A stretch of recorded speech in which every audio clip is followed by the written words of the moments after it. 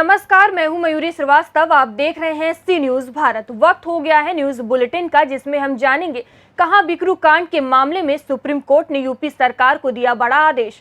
कहां पुलिस का कोई डर नहीं, युवक खुलेआम गैर कानूनी कट्टे से फायरिंग करता हुआ दिखा। और इसके साथ ही जानेंगे कहां बारिश की वजह से गिरा 2 मंजिला मकान। आइए इन सभी खबरों पर चर्चा करते हैं विस्तार से। भभुआ समाहरणालय में एक कर्मचारी को राजस्व विभाग की वरीय अधिकारी उप समाहर्ता सह प्रभारी सविता कुमारी के द्वारा मारपीट करने पर सामान्य शाखा व अन्य विभाग के कर्मचारियों ने हड़ताल कर काम ठप कर दिया। क्या चाहते हैं? नहीं चाहिए। सविता कुमारी कौन है? अब न्याय के लिए आप सभी लोग मतलब हड़ताल किए हैं, तो कोई काम नहीं कर रहा है। तो क्या जिला लेवल में ही या प्रखंडों में भी काम बाधित है? सभी जगह। क्या नाम है आपका? अब दिखाइए, फिर आप कहाँ बोल रहे हैं? हम लोग का सारे कर्मी का ही मांगे इनके विरुद्ध कार्रवाई की। मतलब हुआ क्या है? पूरा बताइए, मतलब कैसे घटना घटी, क्या हुआ है? गाली दी, मारी लड़के को। रेवेन्यू शाखा में पदस्थापित बिट्टू कुमार वर्मा को, लिपिक को पीछे से मारी, थप्पड़ से मारी, नोच ली है उसको। उसके बाद फाइल वाइल फेंक देना, गाली देना। उसके बाद अनुकंपा के आधार पर अपने बाप को मार के नौकरी पाया, अपने हस्बैंड को नौकरी पाया है। ये सब यही सब इनके द्वारा हमेशा अनपार्लियामेंट्री लैंग्वेज का इनके द्वारा प्रयोग किया जाता है। कौन करती हैं? सविता कुमारी। कौन है वो? एसडीसी सब बनिए प्रभारी पदाधिकारी राजस्व शाखा। इस घटना पर आप लोगों ने क्या निर्णय लिया? हम लोग निर्णय लिए हैं कि जब तक इनके विरुद्ध कार्रवाई नहीं होगा, डीएम साहब से मिलेंगे हम लोग, नहीं तो ये राज्य स्तरीय, जिला स्तरीय, प्रखंड, अंचल, अनुमंडल भी पूरा हड़ताल पे जाएगा जब तक इनके विरुद्ध कार्रवाई नहीं होगा या इनको कार्य से यहाँ से हटाया जाए। कार्य इनके साथ हम लोग कार्य करना नहीं चाहते। अभी आप लोग कहाँ पे कार्य का बहिष्कार करके खड़े हैं? अभी हम लोग बरामदे में खड़े हैं, कलेक्ट्रेट के सारे सेक्शन में खड़े हैं। ब्लॉक अंचल से भी लोग फोन कर रहा है, लेकिन अभी डीएम साहब को हम लोग वेट कर रहे हैं कि आ जाए, उनसे बात हो जाए, उसके बाद अगला निर्णय हम लोग का लिया जाए। कितने कर्मी हैं कलेक्ट्रेट के? कलेक्ट्रेट में 50-60 कर्मी है। लिपिक सभी विभाग है। उसके बाद मतलब कार्यालय फोर्थ ग्रेड के भी सारे कार्यपालक सहायक सारे लोग कार्य मतलब काम करके भी बंद करके बहिष्कार किए। इसके पहले दियारा मंडल उप निर्वाचन पदाधिकारी तत्कालीन दुष्यंत कुमार के द्वारा किया गया था, उनके विरुद्ध भी इसी तरह हुआ था। इसे तीसरा कांड इनके द्वारा। अब डीएम साहब से मिल करके मिल के ही आगे का निर्णय मतलब क्या लिया जाएगा। हो सकता है कि अगर नहीं इनके विरुद्ध कार्रवाई हो तो जिला स्तर, राज्य स्तर पे भी संघ मतलब हम लोग का है, पूरा संघ का लोग भी फोन, दूसरे जिला के भी लोग फोन कर रहे हैं। हम लोग क्या करें? अभी हम लोग रुके हुए हैं कि नहीं, अभी देख लिया जाता है। डीएम साहब से वार्ता के बाद ही कोई अगला कदम हम लोग। अभी कलेक्ट्रेट का सारा कार्य बाधित? हाँ, बाधित। क्या नाम है आपका? क्या है आप? पंचायत के बाबू। कैमूर से सी न्यूज संवाददाता संदीप की रिपोर्ट। उत्तर प्रदेश के कानपुर में हुए बिकरू कांड के मामले में सुप्रीम कोर्ट ने यूपी सरकार को बड़ा आदेश दिया है। कोर्ट ने कहा है कि आरोपी गैंगस्टर विकास दुबे के एनकाउंटर की जांच रिपोर्ट को सार्वजनिक किया जाए। यह रिपोर्ट सुप्रीम कोर्ट की साइट पर उपलब्ध कराई जाएगी। यही नहीं, सुप्रीम कोर्ट ने उत्तर प्रदेश सरकार को जांच समिति की रिपोर्ट पर उचित कार्यवाही के निर्देश दिए हैं। कोर्ट ने कहा है कि विकास दुबे मुठभेड़ मामले में आयोग द्वारा प्रस्तुत रिपोर्ट में सिफारिशों के आधार पर उचित कार्यवाही की जाए। इसके साथ ही उच्चतम न्यायालय ने न्यायमूर्ति BS चौहान समिति को रिपोर्ट को सार्वजनिक करने और उसे अपनी वेबसाइट पर अपलोड करने के आदेश दिए हैं। कानपुर से सी न्यूज संवाददाता आयुष मिश्रा की रिपोर्ट। जहां कानपुर पुलिस प्रशासन ये दावा करता है कि कानपुर शहर में कोई भी माफिया अपराध नहीं है, लेकिन यह कितना सच है ये देखिए। मामला है कानपुर शहर के यशोदा नगर के गोपाल नगर का, जहां दबंग देवेंद्र यादव दिन दहाड़े कट्टा लहरा के फायर कर रहा है। ये ऐसे दबंग है जिनसे कोई भी क्षेत्र में बोलता नहीं है। कानपुर पुलिस का इन्हें कोई भी डर नहीं है, जो खुलेआम अपनी दबंगई का वीडियो वायरल करते हैं और लोगों को डराते हैं। क्या जब कोई बड़ी घटना क्षेत्र में हो जाएगी तब कानपुर पुलिस जागेगी? जब कोई निर्दोष अपनी जान से हाथ धो बैठेगा तब कानपुर पुलिस जागेगी? अभी भी वक्त है ऐसे दबंगों के खिलाफ सख्त से सख्त कार्रवाई कर इन्हें सबक सिखाना चाहिए। कानपुर से सी न्यूज संवाददाता आयुष मिश्रा की रिपोर्ट। खिलचीपुर में सुबह 4 बजे बारिश की वजह से सूरजपोल स्थित एक 2 मंजिला मकान गिर गई।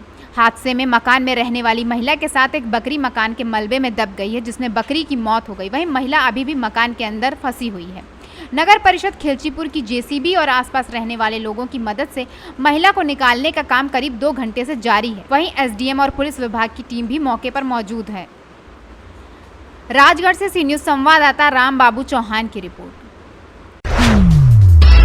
उन्नाव के सफीपुर नगर में संचालित हो रहे रौनक हॉस्पिटल में जुझारपुर गांव में निवासी मुलायम की पत्नी दीपा की ऑपरेशन के दौरान मृत्यु हो गई, जिस पर गुस्साए परिजनों एवं ग्रामीणों ने इलाज में लापरवाही बरतने का आरोप लगाते हुए अस्पताल में तोड़फोड़ करने के साथ ही हंगामा काटा, जिस पर कोतवाली पुलिस व एसडीएम सफीपुर द्वारा मौके पर पहुंचने के बाद परिजनों से बातचीत कर मामला दर्ज कर परिजनों को शांत कराया और पति के द्वारा दी गई तहरीर के आधार पर हॉस्पिटल की जांच करने के पश्चात हॉस्पिटल को सील कर दिया गया, जिसके बाद एसीएमओ ललित कुमार समेत 3 सदस्यीय टीम ने कस्बे में संचालित हो रहे करीब 7 अस्पतालों की जांच की।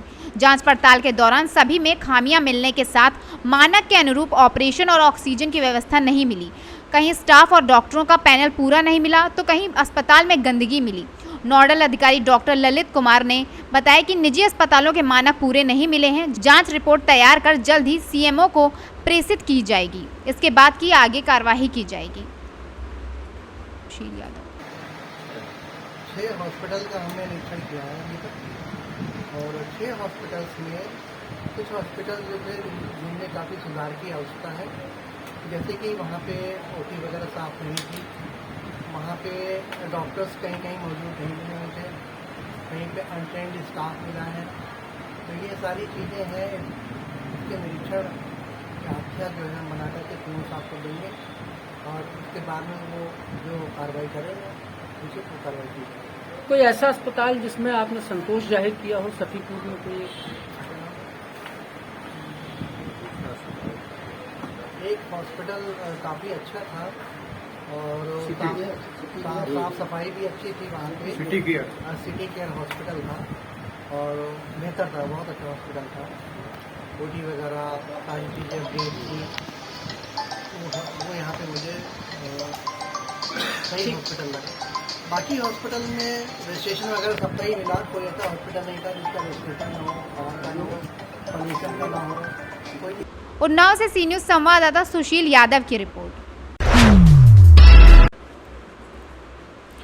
ग्वालियर में आज हृदय विदारक मामला सामने आया, जिसमें एक घर में घर के मुखिया, पति पत्नी और 2 बच्चों के शव मिलने से सनसनी फैल गई, जिसके बाद पुलिस मौके पर पहुंची और मृतकों के शव पोस्टमार्टम कर हाउस पहुंचाते हुए मर्ग कायम कर विवेचना शुरू कर दी गई। सीएसपी थाना महाराजपुरा सर्किल रवि भदौरिया ने बताया कि महाराजपुरा थाना इलाके में महाराजपुरा गांव में एक घर में एक साथ 4 लोगों की मौत हो गई।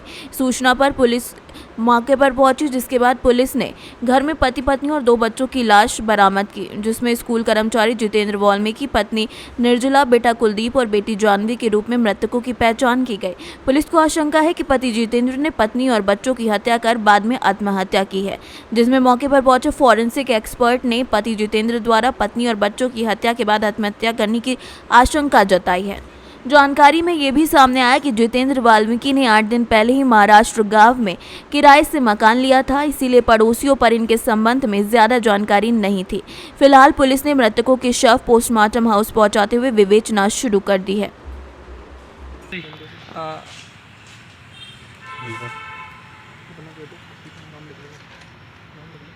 माता पिता का नाम क्या इनके? बच्चों के हाँ, जितेंद्र और निर्जला। हाँ। कारण क्या था, पता पड़ी? कारण क्या था? कारण नहीं पता पड़ा सर, अभी 4 दिन पहले घर से चले गए, काम करते। नहीं आईडी थी, कर लेते ना बैठ। हादसा हुआ, क्या घटना हुई है, क्या पूरा मामला है? महाराजपुरा थाना क्षेत्र में महाराजपुरा गांव है, जिसमें आज सूचना मिली थी कि एक कमरे में 2 व्यक्ति, पति पत्नी और उनके 2 बच्चे, उनकी डेड बॉडी है। मौके पर पुलिस पहुंची, जहां पे जो पुरुष है जिनका उनकी बॉडी हैंगिंग की पोजीशन में है और उनके एक बच्चा 4 साल का, वो भी हैंगिंग की पोजीशन में है, और साथ में उनकी पत्नी और एक छोटा बच्चा 1.5 साल का, वो भी मृत अवस्था में उस कमरे में पाए गए। घटनास्थल पे फॉरेंसिक टीम ने भी विजिट किया है। अभी प्रथम दृष्टया ये सुसाइडल लग रहा है और उनके परिजनों को सूचना दी गई है, उनके आने पे पूछताछ की जाएगी। नाम मालूम है इनके मृतक जितेंद्र वाल्मीकि हैं और जो पास ही एक एरा वर्ल्ड स्कूल है जिसमें काम करते थे, अभी प्रारंभिक रूप से यही पता चला है कि वो नदी पार टाल के रहने वाले थे और यहाँ 6-7 दिन पहले ही किराए से रहने आए थे। कोई गंभीर समस्या मालूम पड़ी, कुछ पड़ोसियों से मालूम पड़ा कारण? पड़ोसियों को ज़्यादा जानकारी नहीं है क्योंकि ये भी 7-8 दिन पहले ही यहाँ पे किराए से रहने आए थे। ग्वालियर से सीनियर संवाददाता योगेश की रिपोर्ट। हाथरस जिले में करीब रात्रि 2:30 बजे थाना सादाबाद पर सूचना मिली कि थाना सादाबाद क्षेत्र अंतर्गत आगरा अलीगढ़ मार्ग पर चंदपा बॉर्डर के पास अज्ञात वाहन चालक के द्वारा हरिद्वार से जल लेकर ग्वालियर जा रहे कांवड़ियों को टक्कर मार दी है, जिसमें 5 व्यक्तियों की मृत्यु हो गई और कुछ लोग घायल हुए हैं। सूचना पर तत्काल क्षेत्राधिकारी सादाबाद और प्रभारी निरीक्षक थाना सादाबाद के साथ साथ एसपी हाथरस विकास कुमार वैद्य में पुलिस फोर्स के मौके पर पहुंचकर दुर्घटना में घायल व्यक्तियों को तत्काल उपचार के लिए अस्पताल भिजवाया गया, जहां से 2 घायल व्यक्तियों को चिकित्सकों के द्वारा बेहतर उपचार के लिए आगरा रेफर किया गया। पुलिस के द्वारा शवों के पंचायत नामा की कार्यवाही कर पोस्टमार्टम के लिए मोर्चरी भिजवाया गया है। उच्च अधिकारी मौके पर मौजूद हैं। परिजनों से प्राप्त तहरीर के आधार पर थाना सादाबाद पर सुसंगत धाराओं में अभियोग पंजीकृत किया गया है। ये ग्वालियर का एक जत्था कांवड़ियों का हरिद्वार से ग्वालियर वापस जा रहे थे अपना कांवड़ में जल लेकर के। आज रात को करीब 2-2:15 बजे के आसपास सादाबाद थाना क्षेत्र पड़ता है जनपद हाथरस में। यहाँ पर एक दुखद हादसा हुआ है। इसमें पीछे से एक डंपर ने इनको एक्सीडेंट किया है, जिसमें अभी तक की जो जानकारी प्राप्त हुई है तो जो 7 कांवड़ी चल रहे थे वो घायल थे, उनको चोट लगी। इसमें अभी तक की प्राप्त जानकारी में 5 कंफर्म्ड कैजुअलिटी हैं, एक और की स्थिति क्रिटिकल है। जो बाकी उनके साथी कांवड़िए हैं वो यहीं पर हैं, उनसे काफ़ी चर्चा बात हुई है और अभी बाकी जो कार्रवाइयाँ हैं, विधिक कार्रवाइयाँ हैं, वो सब की जा रही हैं और इनका सबको ग्वालियर वापस भेजने का इंतजाम कराया जा रहा है। दूसरे सर किस जो वाहन से एक्सीडेंट हुआ है वो पकड़ा गया नहीं? हाँ, उसके बारे में जानकारी मिल गई है और उसके लिए अलग से टीम लगी हुई है, तो बहुत जल्दी पकड़ा जाएगा। सर सुरक्षा के क्या कोई इंतजाम नहीं किए गए हैं कांवड़ियों के लिए? नहीं, ऐसा नहीं है। जैसे कि मैं भी रास्ते से आ रहा हूँ, आगरा से भी आ रहा हूँ, तो मुझे भी रास्ते में करीब 4-5 पेट्रोलिंग व्हीकल मिली हैं और वो लगातार कांवड़ियों के साथ चल रही हैं। शासन की तरफ से और पुलिस की तरफ से कांवड़ियों की सुरक्षा के लिए विशेष इंतजाम किए गए हैं। रात्रि में भी पेट्रोलिंग रहती है। जो हमारी यूपी 112 की गाड़ियां हैं वो भी कांवड़ियों के साथ रहती हैं, लेकिन क्योंकि कम संख्या में, छोटी संख्या में पूरे रास्ते में बिखरे रहते हैं, तो हर एक ग्रुप के साथ होना पॉसिबल नहीं हो पाता है। हमारी पूरी सहानुभूति जो है जो दिवंगत आत्माएं हैं उनके साथ में है और जो बाकी शेष लोग ग्वालियर के हैं उनके साथ हमारी बात हुई है और उनके इच्छा के अनुरूप बाकी सारी व्यवस्था कराई जा रही है। क्या सर कोई मुआवजे की भी कुछ सुविधा दी जाएगी इनको? जो भी शासन के आदेश के अनुसार नियमानुसार चीज़ें होंगी सब की जाएंगी। दूसरे घायल व्यक्ति की क्या स्थिति बताई जा रही है? घायल व्यक्ति जो है वो आगरा में SN मेडिकल कॉलेज में भर्ती है। मेरी वहाँ पर डॉक्टर से भी और वहाँ पर जो हमारे पुलिस अधिकारी हैं उनसे भी बात हो रही है। वो अभी खतरे से बाहर बताया जा रहा है। उसके परिजन वहाँ पहुँच गए हैं और उसका इलाज वहाँ पर चल रहा है। हाथरस से सी न्यूज़ संवाददाता प्रशांत अग्रवाल की रिपोर्ट। मैनपुरी के घिगोर के रहने वाले SBI ब्रांच मैनेजर की हत्या कर दी गई है। बीते दिन शव मिलने से इलाके में हड़कंप मच गया। शव की स्थिति देख हत्या की आशंका जताई जा रही है। पुलिस को सूचना मिलते ही तुरंत पुलिस बल मौके पर पहुंचा। थाना दन्नाहार के जौहरी नगर पुल का ये पूरा मामला है, जहां मृतक की शिनाख्त अमीर सिंह निवासी घिगौर के ग्राम बादशाहपुर के रूप में हुई है, जो SBI जन सेवा केंद्र संचालक है। आपको बताते चले कि मृतक दिन में 2 लाख कैश निकालने के बाद से लापता था, जिसका मोबाइल भी ऑफ आ रहा था। तो वहीं मौके पर मिली कार में भी खून के निशान मिले हैं, जिससे साफ लगता है कि मामला हत्या का है। परिजनों ने कुछ लोगों पर हत्या की आशंका जताई है, लेकिन पत्नी ने तहरीर में अज्ञात लोगों का जिक्र करा है, जिसके बाद पुलिस छानबीन में जुट गई है। पूरा मामला है घिरोर थाना अंतर्गत नगला मनी के निवासी 32 वर्षीय अमीर सिंह कल SBI से 2 लाख रुपया निकालने के बाद से उनका फ़ोन स्विच ऑफ था और घर से गायब थे। इस संबंध में परिजनों द्वारा उनकी तलाश की जा रही थी। रात में 10:30 बजे दन्नाहाट थाना क्षेत्र में नहर के किनारे उनकी वैगनार गाड़ी और बगल में उसकी डेड बॉडी मिली। उनके साले द्वारा इस समय बताया गया कि इनका पारिवारिक विवाद चल रहा था, जमीन का विवाद भाई और पिता से चल रहा था, जिसको लेकर हत्या की गई। पर उनकी पत्नी द्वारा जो तहरीर दी गई उसमें अज्ञात व्यक्तियों के खिलाफ तहरीर दिया है। इस संबंध में अभियोग पंजीकृत कर लिया गया है। पोस्टमार्टम की कार्रवाई हो रही है और शीघ्र ही घटना का अनावरण कर दोषी के खिलाफ कार्रवाई की जाएगी। मैनपुरी से सी न्यूज संवाददाता जाजिब उमर की रिपोर्ट।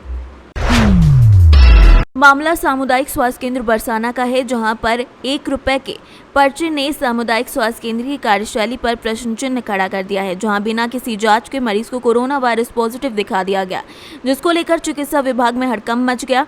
सभी अधिकारी अपनी चुप्पी साधे बैठे हुए हैं। हम आपको बता दें ये पूरा मामला 6 जून का है, जहां शिव कुमार शर्मा पुत्र महेश चंद्र शर्मा ने अपनी एक फर्जी कोविड पॉजिटिव की रिपोर्ट एक सामुदायिक स्वास्थ्य केंद्र में बनवाई, जिसके पीछे उसका क्या उद्देश्य था ये तो खुद नहीं बता पाएगा, लेकिन जिस पर्चे पर ये रिपोर्ट बनाई गई वो सामुदायिक स्वास्थ्य केंद्र यानी कि CSC पर उपयोग होने वाला पर्चा नहीं, बल्कि प्राथमिक उपचार केंद्र PHC पर उपयोग होने वाला पर्चा बताया जा रहा है।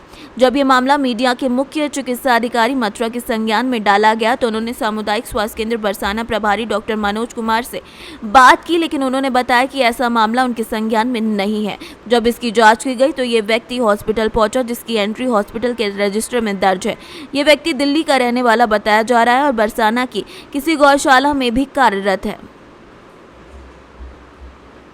अब देखना यह है कि चिकित्सा विभाग के आला अधिकारी इस जांच को बीच मझधार में छोड़ते हैं या फिर दोषी के खिलाफ कोई कार्यवाही करेंगे। मथुरा से सी न्यूज संवाददाता विष्णु शर्मा की रिपोर्ट। फिलहाल इस न्यूज बुलेटिन में इतना ही। देश दुनिया की तमाम खबरों के लिए देखते रहिए सी न्यूज भारत।